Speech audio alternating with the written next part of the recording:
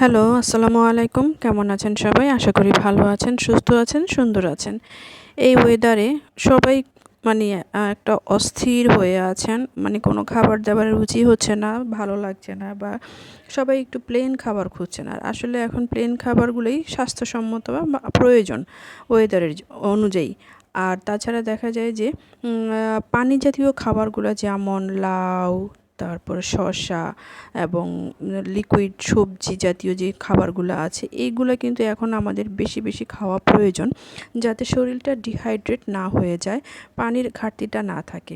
তো সেই দিক থেকে চিন্তা করে অনেকেই দেখা যাচ্ছে পানি জাতীয় খাবারটা বেশি খাচ্ছেন। আমরাও সেম, আমিও ট্রাই করছি প্রতিদিন খাবার তালিকায় সবজি জাতীয় কিছু রাখার, লিকুইড খাবার রাখার।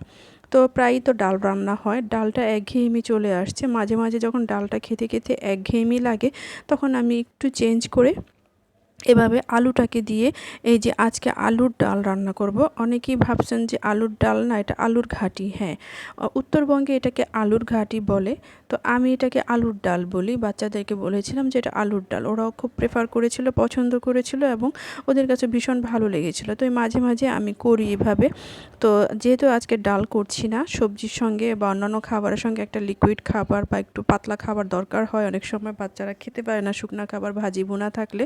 তো সাথে ডাল বা এই টাইপের কিছু হলেই সহজেই বাচ্চারা খেয়ে নিতে পারে। তো এটা আমি আজকে এই জন্য করছি। তো আলুটাকে ম্যাশ করে নিয়েছি, খুব বেশি ম্যাশ করব না। আপনারা সবাই জানেন আলুর ডাল কীভাবে রান্না করেন, যারা জানেন না তাদের জন্য বলছি। আলুটাকে প্রথমে সেদ্ধ করে আধো ভাঙ্গা করে ম্যাশ করে নিয়েছি, খুব বেশি ম্যাশ করিনি। একটু আস্তে আস্তে দানা দানা থাকবে, কিছুটা ম্যাশ হবে, যেভাবে দেখা যাচ্ছে ঠিক এভাবে।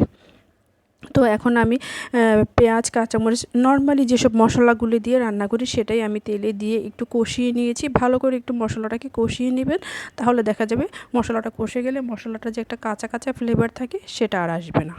তো সেটা কষিয়ে যখন আমি আলুটা ম্যাশ করে রেখেছিলাম সেটা দিয়ে দিলাম। সেটা দিয়ে আরও কিছুক্ষণ একটু ভালো করে নাড়াচাড়া করে নেব, কষিয়ে নেব। আসলে তরকারির স্বাদ কিন্তু এখানে যতটুকু কষাবেন, যতটা ভালোভাবে কষাবেন, ততই কিন্তু তরকারিটা সুস্বাদু হয়। তো অন্য একটা প্যানে আমি একটা ডিমকে আগেই সেদ্ধ করে রেখেছিলাম, ওটাকে ছোট ছোট স্লাইস করে নিয়েছি। ওটাকে সামান্য একটু তেলে একটু হালকা ভেজে নেব, যাতে ডিমটা ভেঙে না যায়। যখন আমি দেবো আলুর সঙ্গে, আলুর ডালের সঙ্গে এটা দিয়ে দেবো, তো তখন যেন আস্ত আস্ত থাকে, সেজন্য আমি ডিমটাকে হালকা একটু তেলে ভেজে নেব। জাস্ট এপিট এপিট করে একটু ছেঁকে নিলেই হয়ে যাবে। তো সঙ্গে আমি যখন ডিম দিয়েছি, ডিমের পাশে আমি একটা টমেটোকেও স্লাইস করে রেখেছিলাম, সেই টমেটোটাকেও স্লাইস করে দিয়ে দেবো, যাতে একটু টক টক ঝাল ঝাল ফ্লেভারটা আসে, ডালের সঙ্গে ভালো লাগে।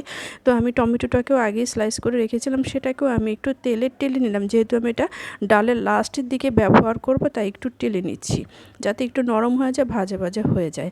তো বাকিটা ডালে দিলেই সেদ্ধ হয়ে যাবে। এই যে আমার ডালটা দেখেন প্রায় ভুনা ভুনা হয়ে গিয়েছে কষিয়ে। এখন আমি পর্যাপ্ত পরিমাণে পানি দিব। পানি দিয়ে আরও কিছুক্ষণ ওয়েট করব, ডালটা যেন এই পানিটুকু শুকিয়ে মোটামুটি একটা থিকনেস চলে আসে। খুব বেশি পাতলাও হবে না, আবার খুব বেশি ঘনও হবে না। আমরা নর্মালি সাধারণত যে ডালটা বাসায় রান্না করে থাকি খাবারের জন্য, যেরকম একটা ঘনত্ব থাকে, ঠিক সেরকম একটা ঘনত্ব এলে আমরা এটাকে নামিয়ে নিতে পারি। তো এই তো দেখেন আমার ডালটা প্রায় ঘনত্বে চলে এসেছে, ধোয়ার কারণে ঘোলাটে হয়ে গিয়েছে। তো এখন আমার সেই ভেজে রাখা টমেটোটা এবং ডিমটা আমি এই ডালের সঙ্গে অ্যাড করে দেব। ডালের সঙ্গে যদি এই টমেটোটা এবং ডিমটা অ্যাড করে দেন, ডালটা খেতে ভালো লাগে। এবং যখন ডিমটা বাচ্চাদের প্লেটে দিবেন, বাচ্চারা দেখে খুশি হয়ে যাবে যে ডালের সঙ্গে ডিম, আসলে মজার হয় খাবারটা। তো খেয়ে দেখতে পারেন এভাবে।